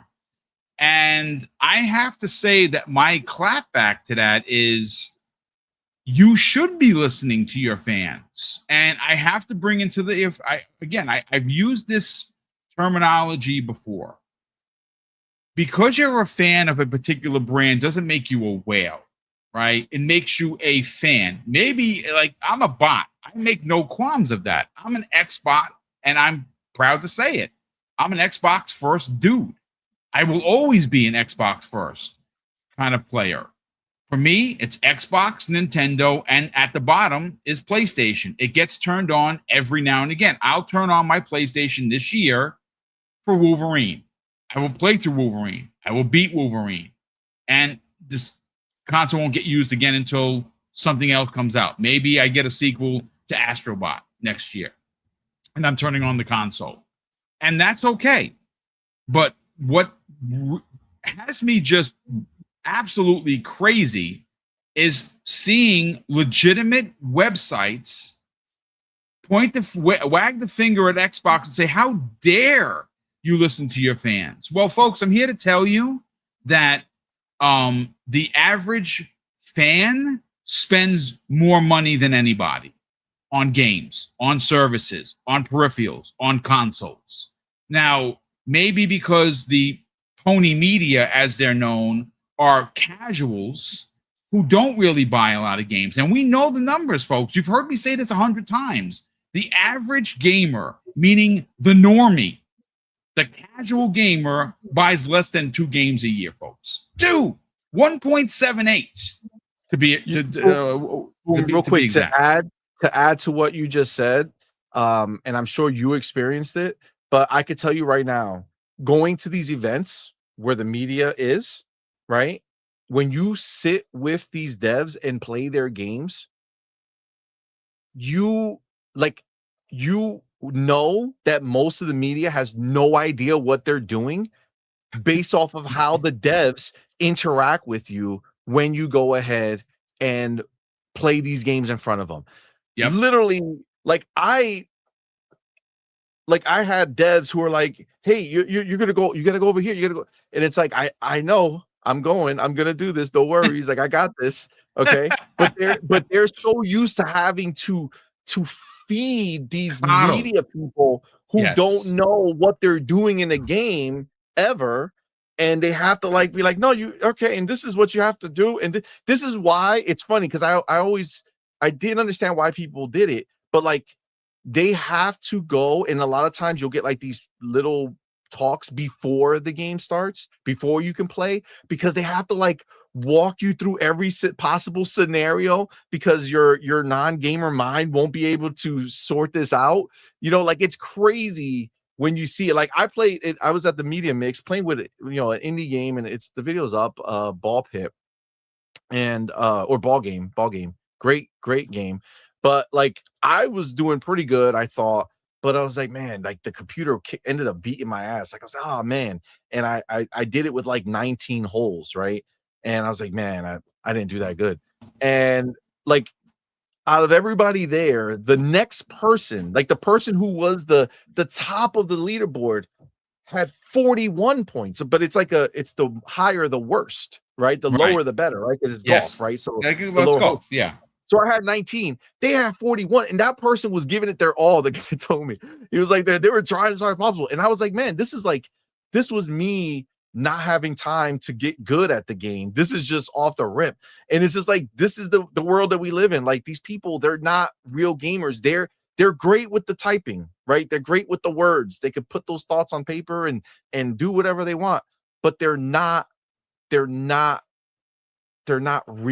gamers. Like, they don't go like we go, right? So this is just the world that we live in with these people. And then they go and they want to become, pundits and talk about what's good for gaming. And it's like, fam, you don't even enjoy gaming. Like, what do you know is good for gaming? You know what I'm saying? Like, what does this have to do for you, man? Like, get out of here, bro. It drives me crazy that there is this ultimate double standard, that when you talk about the three bigs, Nintendo, well, they have to have exclusives because they're Nintendo. And how many of these pundits you referred to didn't race to the front of the line to write an article about how smart it was for Sony, based on the Jason Schreier report, to pull back from PC, circle the wagons, and only release on PlayStation because they are doing it for their fans. But the minute there's a thought, theory, or an action put into play for Xbox saying, hey, you know what? We know we got a banger here with this E-Day. We know that this is going to be a system seller. We know that people are going to come to the yard because of this. We're going to make it exclusive. Oh, hold on a sec. What do you mean exclusive? Is this timed? Are you being serious? Are you sure this isn't a misdirection? Will we have this in 3 years? And then you have to have the new leaders come out and say, and shout out to Jeff Keighley. He literally wrote a tweet that should have shut this whole shit down. And he literally said, Gears of War E-Day will never be on a PlayStation. Done deal. But that wasn't good enough for games media. Look, at the end of the day, C-Money, there is a double standard. And I am going to say that I do like that we have this new leadership in place, that they have already said that they're good. Now, is everything going to be exclusive? No. And I do think that there's a line to be walked where, and I've been saying this for quite a while, keep the best shit for yourself. And we know that Clockwork is one of them. Gears is another. Now, you talked about this. You said don't know half in, half out. And I agree with you. I think that if you really want to, stop the presses, so to speak, you make the next Elder Scrolls exclusive to Xbox. You say, you know what? Line drawn. That's it. You want to play this? And see, that's the other thing that gets left out. And we got to get on out of here. But one of the biggest things left out of the conversation that we just spent the last 35 minutes talking about is the fact that when you say exclusive, it means two different things to both platforms. When you say exclusive for Xbox, yes, for the Series XS and whatever comes out next, that's where you can play these games. But you can also play them on PC, which is the largest audience in gaming. See, people forget that. When you say exclusive to PlayStation, you are literally saying it's on a PS5 or a Pro, and that's it. And somehow, C-Money, that's good for Sony, but terrible for Xbox. And that's the double standard that makes me sick, especially with a lot of these pundits. But look, the reality is that at the end of the day, they just want to say what they want to say to get people riled up and to make the content for them. Look, what's best for Xbox is whatever is going to equal Xbox having the games that we want to play, and to have Game Pass be as strong as it can possibly be. And Asha and the gang are the ones who are going to sort that out. And it's up to their decisions to decide what they think is best. And then we will go ahead and decide what we feel we're good with. So if they're doing everything right and they're giving us, if they take away these little games that, were being made by first party studios, and they don't go ahead and pump up these bigger games, if they don't go ahead and address the fact that we're taking too long for us to get games and these IPs that are huge and that we love, then that will be a failing on their end, and that will be something that will be talked about and handled when and if that time were to come. But we are the ones who just not the media, not the media. PlayStation, Xbox doesn't give a crap what ultimately the media is saying. What they care about is what the payers are saying. Now, the payers right now, as we are speaking, are telling Xbox, hey, lowering the price of Game Pass made a difference, and where now Game Pass is going up, right? Yeah. Retention's going up. More people are subscribing, which means that it was never the service, it was always the price, right? It's the money. So yeah, $30 is asking a lot, dude. It really is. It was asking a lot for a lot of people, not for people like me, because it saved me money. But for other people, it did. And that's look, the vast majority of people are not the same as the small group who are not affected by it, right? So you got to look at the majority, right? And the majority of people, $30 was too much money for them. And that's clearly what caused the issue. And the fact that they took out Call of Duty from being in there while still having Game Pass goes up shows that Call of Duty is cool and all, but it's not the soul of Xbox, right? It's not the soul of Xbox. It's not what Xbox fans love and are here for. Call of Duty was an add-on that we thought was a great bonus, and it made it that more people played Call of Duty who weren't going to play. But the fact of the matter is that Xbox fans who are now resubscribing to Game Pass. I have people in my chat who are like, "Yeah, I'm back on Ultimate. I left Ultimate, but now I'm back on Ultimate." And it's because you made it more affordable for them, right? And now they can take part, and that's what matters. And these games are going to be the difference. You're going to have to do something to make it make sense for the long term.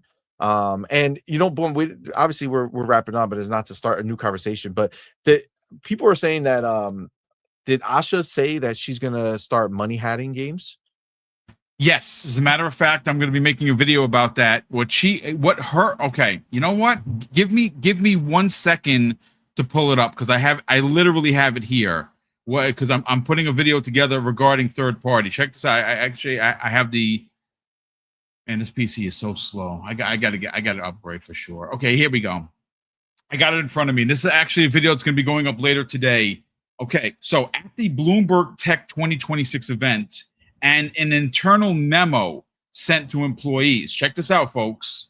Sharma outlined the necessity for third-party partnerships, noting, quote, in order to be a platform, you must have exclusive content and services, and emphasizing that Xbox needs, quote, check this out, a reliable pipeline of not only first-party, but third-party exclusives and new IP to ensure the future success of Xbox. Is that an article you have? Yes, I can send it to you if you want. Can you send that to me? Yeah, I absolutely will. Sure. I somehow missed that, but I think that look, this is the bottom line, okay? And you can feel about it what you want, but what was asked for is being delivered. What you told Asha, what you signaled to Asha, and I just think the benefit is that Xbox is going to be able to do it better, thankfully.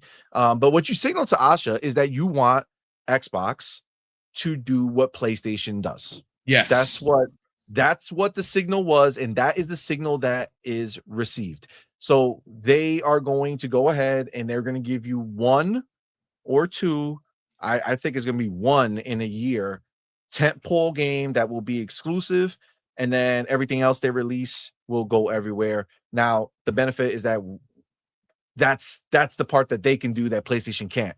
They have and everything else they release, whereas PlayStation can't give that to their fans. They can only give them 1 or 2 games, which should then equal Game Pass getting all those games as well on Xbox. So, in your year, you're still cranking. But, if you're going to get third-party exclusives, which, I mean, again, that would be keeping in line with what PlayStation has been doing.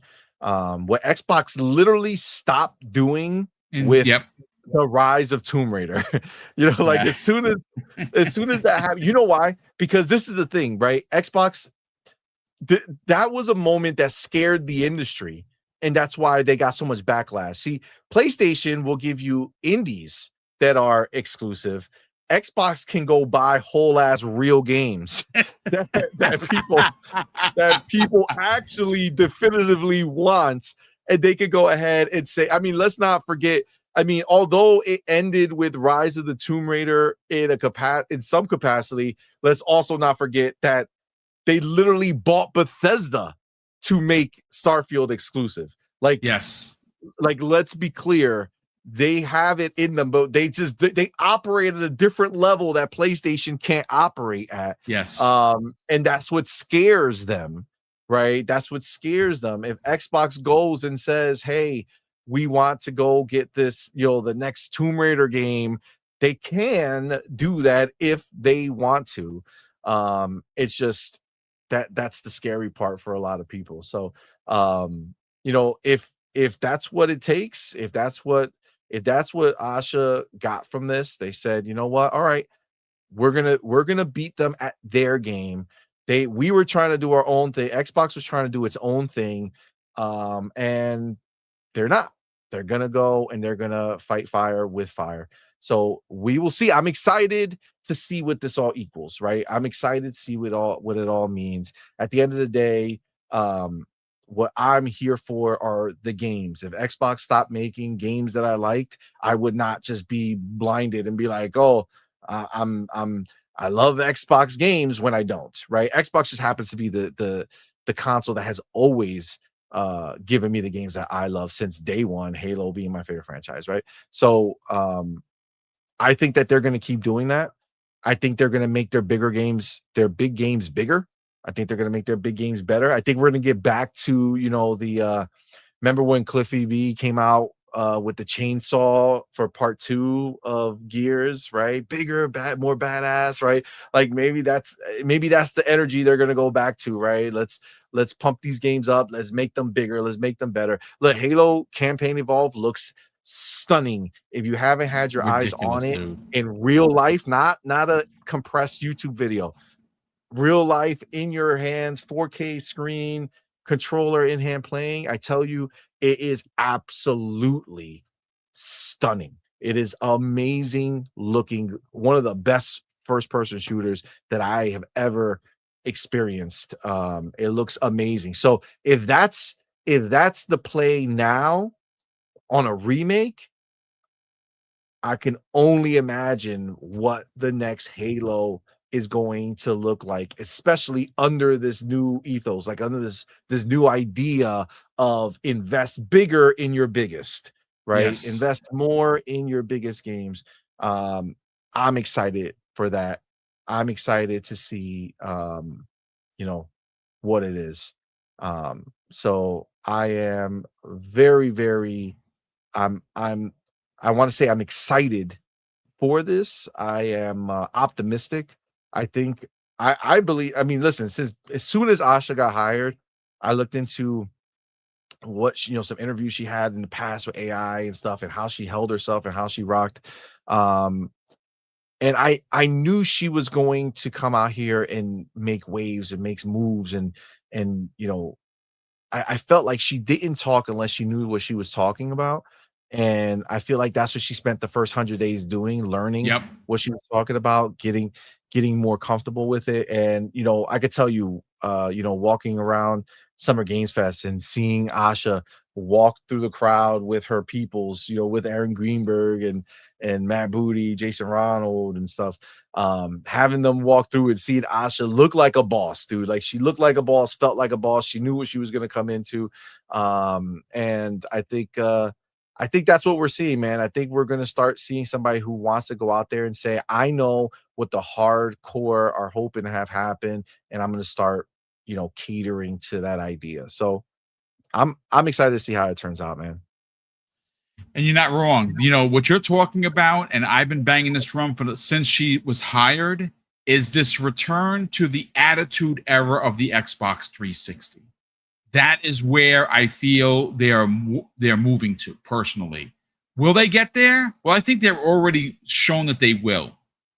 How much more they're going to move? Well, we're going to find out.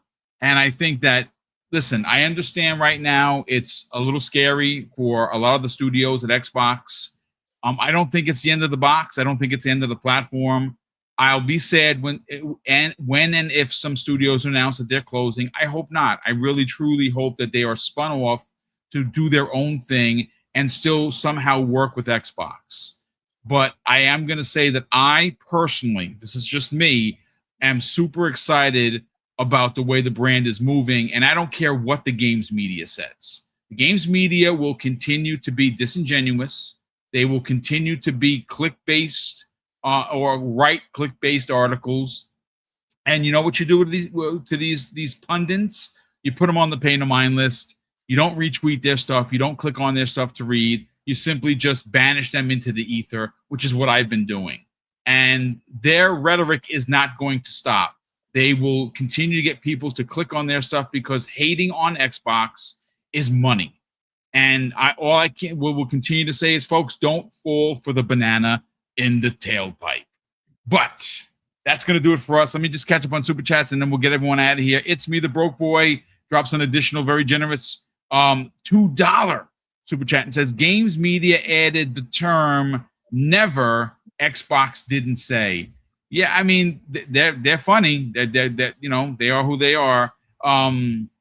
We have Mike the TV in the chat, dropping in not one but $2 Super Chats. So, Mike, thanks so much for being here. He says, do we believe Matt, who showed Senua only to close Ninja Theory? Listen, you know what? You should have smoke for them. That was a really shitty thing to do. The report. Yeah, did you hear the back end? Did you hear the back end? Ninja Theory wanted them to show the trailer. Yeah, it wasn't Microsoft. No, it was Ninja Theory themselves, because they were hoping to attract a buyer. So don't like, if you're gonna say that, like, at least be fully aware of all the news about. Yeah, I mean, again, was it that I was excited? I mean, that's the Senua I've been asking for. To be honest with you, that's what I wanted. It will come out at some point. Is it going to be under Xbox banner? Maybe I don't know. Is it going to be in Game Pass? Maybe not. Maybe not. But they're making a whole ass game there, and it looks great. And it looks like the thing that other people wanted it to be. So, like, I mean, I don't know. I don't see how them putting it out there. It's still a great game. It's still coming out. Why not show it? Especially when you have Ninja Theory saying, hey, do us a solid and put this game out. It shows you why they didn't put it at the end, right? They didn't close with it. That's a brand new game, right? That could have been, it was an unknown. That would have been the perfect thing to end with before going into Gears, right? Something brand new that nobody knew about, but they just put it in the middle because it was at the request of Ninja Theory. That's fine. I think that, that's them doing them a solid to try to see if they can help them out before going. Again, hopefully none of it happens. Hopefully things get sorted out. It would be nice. It would be nice for it to be sorted out for sure. He drops another $2 super chat that says Elder Scrolls 6 not gonna be day and date for the same reason that Call of Duty isn't. I guess maybe he meant exclusive. Yeah, Call of Duty is not exclusive because it's a contract. Now, when that contract expires after its 10-year term, all bets are off. Sony is going to have to come to the table, or they're going to make it exclusive. Now, whether or not that's a smart business play, I don't think it is, because they make a lot of money with Call of Duty, which is why it was taken out. I mean, I'm a COD player.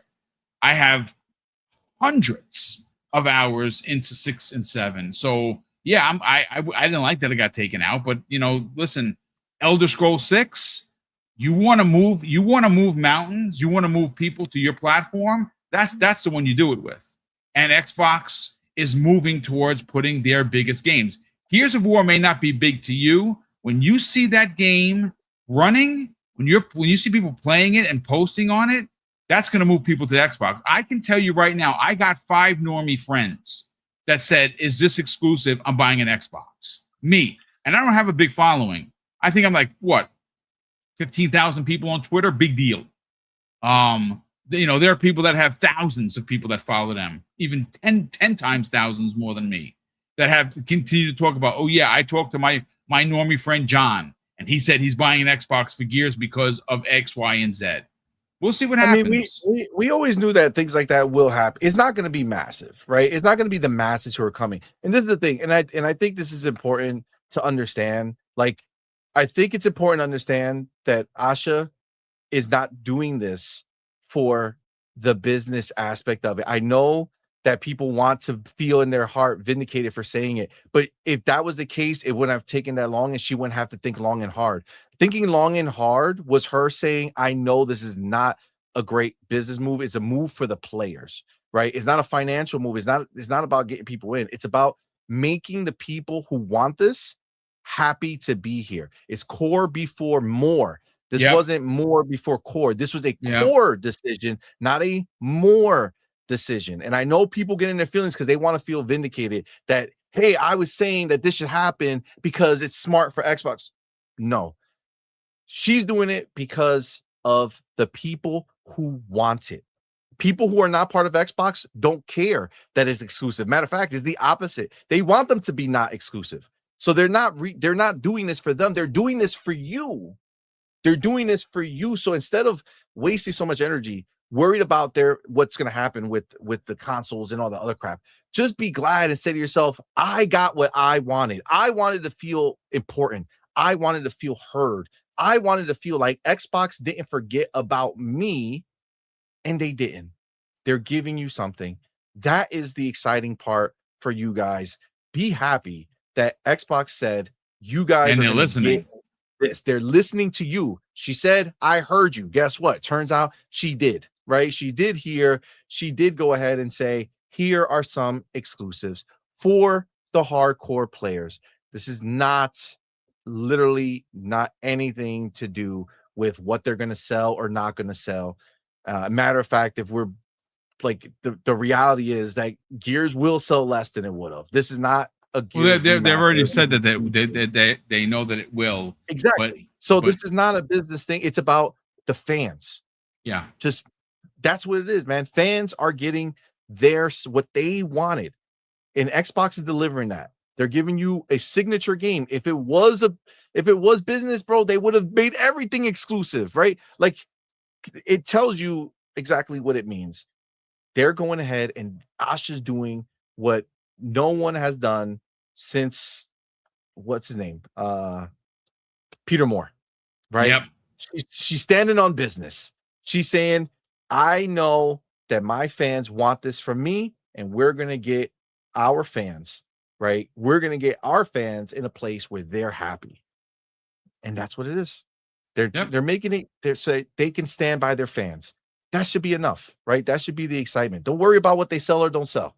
Don't worry. It's just they're doing it for the fans. Just play the games and enjoy them, and take your victory lap that they listen to you. No, I absolutely agree. Yeah, you're the important one, not these unknowns, not the people who haven't bought in. They're not important to Xbox right now because they don't exist. They don't know who they are. They know who you guys are, right? Yep. You guys are the ones who show up. You guys are the ones who pay. You guys are the ones who play. You guys are the ones who support. And they are showing you that as little of a group as you are, as small of a group as you are, they're literally saying, hey, we hear you. You're important to us. We want you to not only love being here, but continue to rep Xbox, be excited to be an Xbox fan, be excited to own an Xbox. Here you go. This is for you. Done. Yeah. No, absolutely. Manjin King in the chat, who's become a new channel member. So thank you so much for that. That is really cool, Manjin. Appreciate you being here. Appreciate you becoming a channel member. Mike the TV drops an additional very generous $5 super chat. Says the difference with Sony and Nintendo, they have very simple rules for exclusives versus not. And yes, as an Xbox gamer, the confusing comms is frustrating to me. And you know what? I'm not going to argue with you there, brother. First of all, Mike, thanks so much for the generosity. And if you are frustrated with the way that they did business, understand that they are trying to fix that. Phil's ideology and the way that old leadership moved was confusing. First there were only 4 games and there were no red lines, and a lot of people were pissed off on that. And I totally get that. I mean, I was one of them. But they're working to fix that. And we have to at least give Asha. I said this when she first came on. If you are hoping that she fails, that's you. But we have to give her an opportunity to both either succeed or fail. And I think so far she's succeeded beyond my anything I could have hoped. She's literally given everything that people ask for. And I think I definitely understand the frustration, and that's the problem with Xbox doing this tippy toe BS, right? Where it's like, oh yes, maybe, oh I don't know. Listen, the most definitive thing that we've heard, and this is should be your guiding star until we hear otherwise. Just know, don't get your ideas of grandeur. Just know that every year you can expect one major game to be exclusive to Xbox. Just if you keep that as your guiding star, and no, this year you're getting Gears, next year you're getting Clockwork Revolution. I would presume that the following year would be Elder Scrolls 6 coming as the exclusive. And I think that's just that's just the answer. They've told us all of them have come out to say you can expect this signature line every year of game, right? That's going to come to Xbox as an exclusive. And they did 1 year, 1 this year, 1 next year. They're showing you the cadence, right? 1 this year, 1 next year. Expect 1 the following year. And they literally said there are more to come. There are more exclusives to come.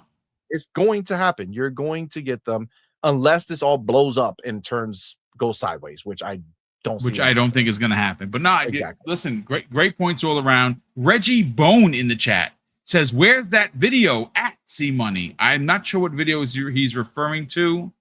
So I was at the show, and when they announced Gears of War being exclusive, for whatever reason, Reggie Bone is obsessed with it. And I know why, because I know where he frequents and I know the excitement that other people have on this.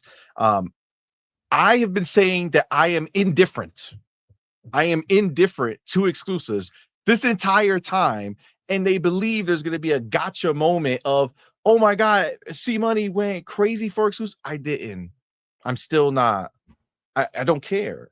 I don't care. So you weren't like me, like yelling like a lunatic. I have that recorded. I actually put it up on. We did pretty good with that video. I was like, oh wow, like I didn't expect it, and I said, oh, they're gonna make a lot of people upset with that one, and then another video, I'm saying they're gonna make a lot of people happy with that one, right? Like, I understand that there's people who care about this, and I've been saying it for a while, leading up to this moment. I personally don't care. I still don't care. If it was exclusive, great. If it's not, great. I don't care. Doesn't matter to me. I'm still playing the game. I don't identify that way anymore. Okay. I used to. I don't anymore. And I'm sorry if you can't imagine a world where somebody can move on from something and not change their entire ethos as a person. I still love games. That's what it's always been about. 100 since day one. So that's always been what it was.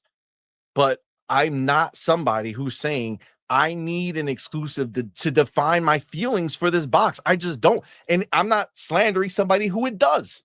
I don't care. If you need it, great. You got it. But I didn't need it. I don't need it anymore. It just don't. It's just what it is. That's fair. You can feel what you feel, but I don't care. That's all. It don't matter to me. I'm excited for what's happening. I'm on the other side of that. Like I care that they have exclusives, but that's perfectly okay. I like the new walk, but some people like some games and some people like and don't like other games, right? So like it's all the same thing, right? Certain sides of this you can be down with, certain sides you're not. I don't like ponies. That's my problem.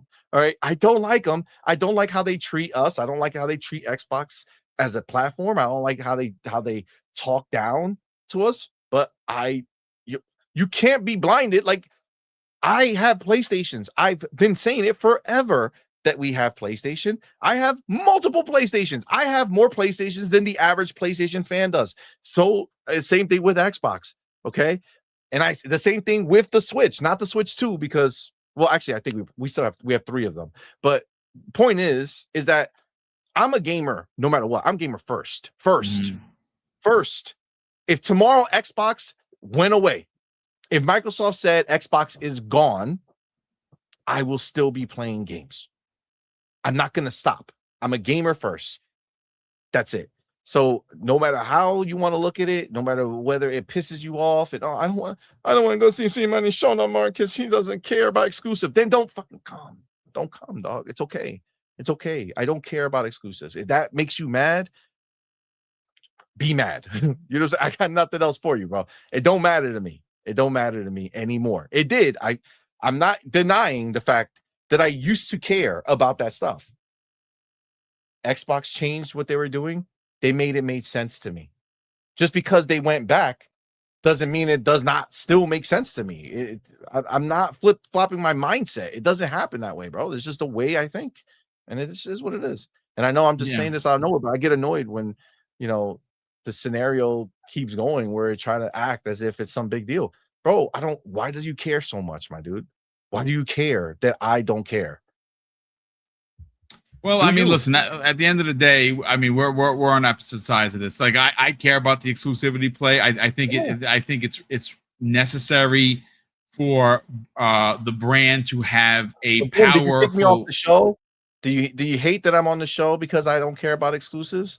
No, right? Like it doesn't matter. You like them, I don't, not that I don't like them. I don't care about them. But no, but you don't care about the. But people change, and that's fine. That's like we hung out at Summer Games Festival. Yes. Like life is normal because at the end of the day, your beliefs are your beliefs. Yes, my beliefs is correct. Are my beliefs. And guess what? Outside of gaming, we can still be friends.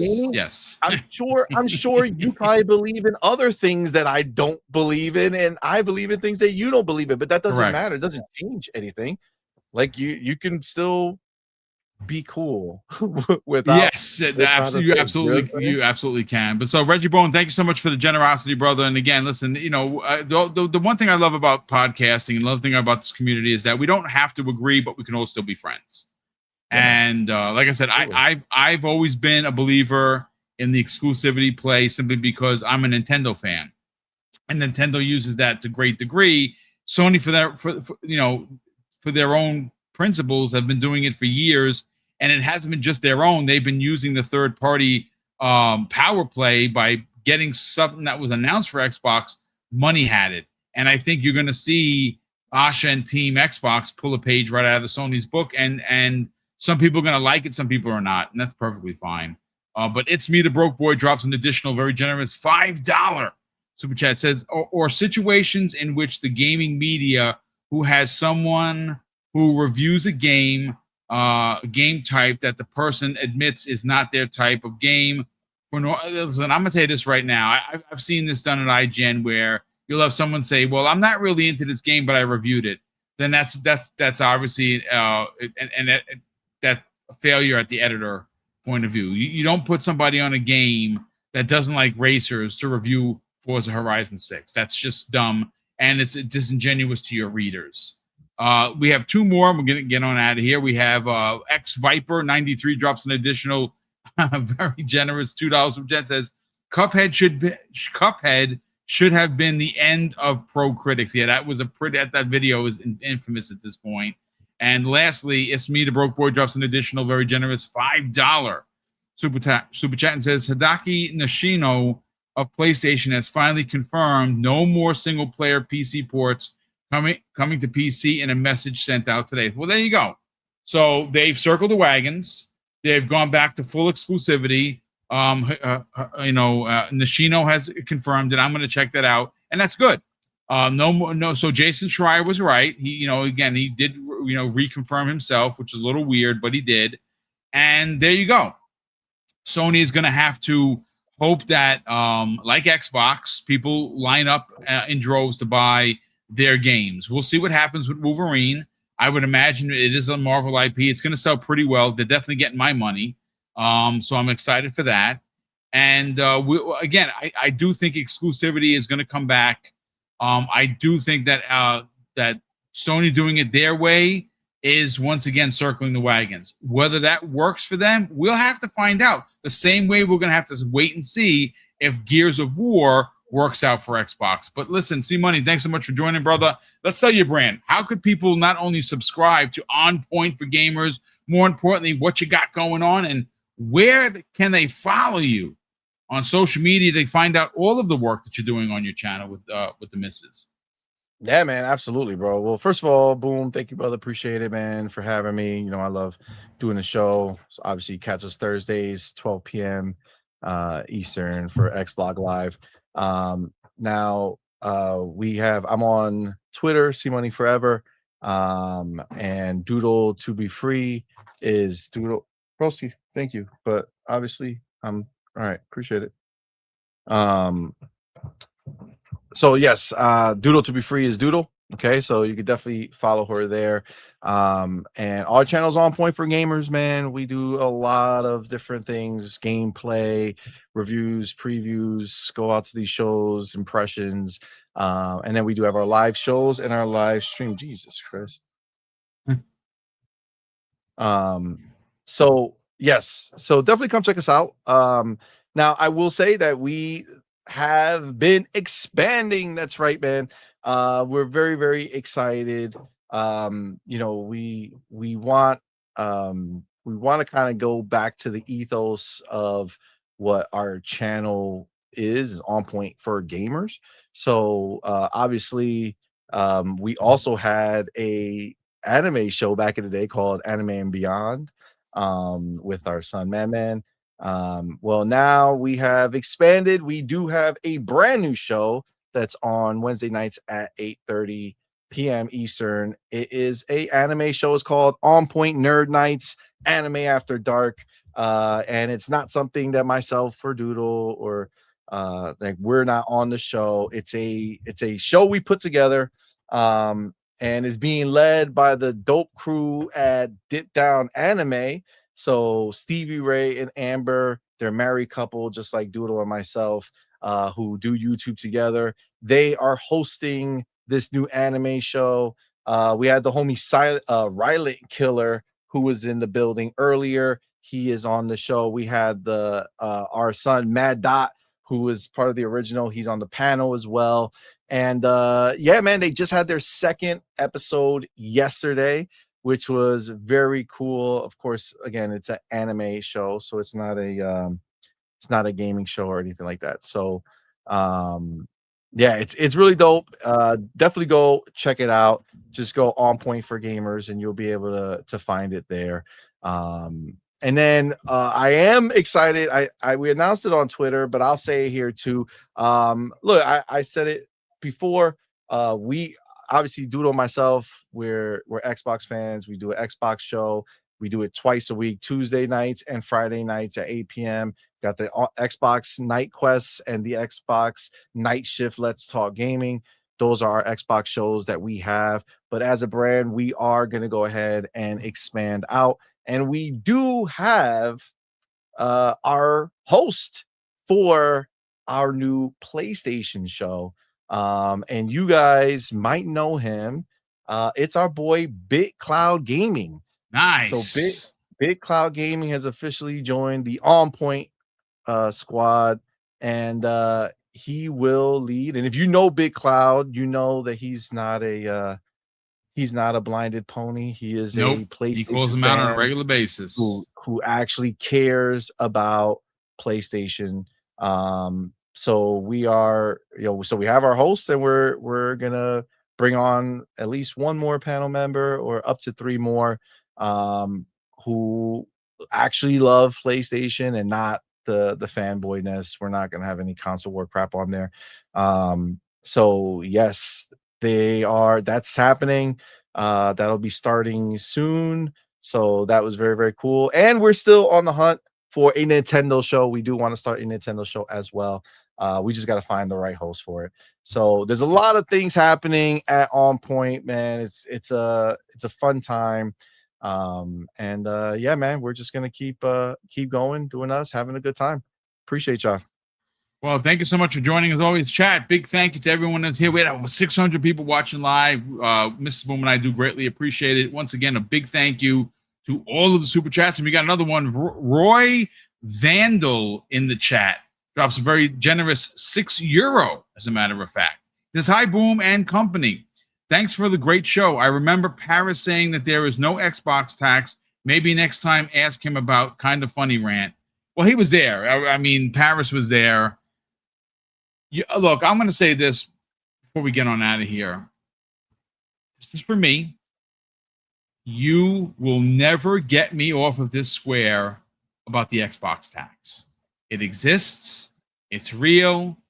Now, you can call it whatever you want. You can call it bias. You can call it Xbox tax. Whatever you want to call it is fine. I believe that there is and again, I don't think that there is some sort of a cabal that's meeting, drinking lattes to kind of shit down Xbox's throat. But what I am going to say is that there is a large portion of games media that are not gamers, like C Money said, and they run their businesses based on the click ratio. And right now, and it will continue to be this way for quite some time, is that if you say something negative about Xbox, you will get clicks, likes, subs, shares. And they will continue to monetize the Xbox hate. But ladies and gentlemen, that's going to do it for us here. Once again, a big thank you to all the generosity. Shout out to C Money for joining me for damn near 2 hours. Super appreciate you joining. And of course, over the weekend, I'm going to be putting a lot of videos together, putting them up on the socials. Please check them out because they are concentrated, scaled down versions of the podcast that I spent a lot of time in the production, getting them out there to be more digestible. There is no Breakfast with Boom tomorrow. Mrs. Boom and I are taking a nice long weekend. We're tired. We need a bit of a break to recharge our batteries. And we're going to go out and do some shopping tomorrow. Maybe go get some lunch and just spend the day with each other. And then, of course, we'll be back on Monday to continue our 5-day-a-week shows. Big thank you for, again, all the generosity. And, of course, we're going to close out the show with something that's incredibly important to me, folks. Hopefully one day will be important to you. And that's something that my dad taught us when we were kids. He'd say, Craig, treat others how you want to be treated. And also, it doesn't cost anything to be nice. You live by those rules, son. I can guarantee you're going to have an awesome day. So take care, everyone. And we'll see you next week on the newest episode of X Vlog Live.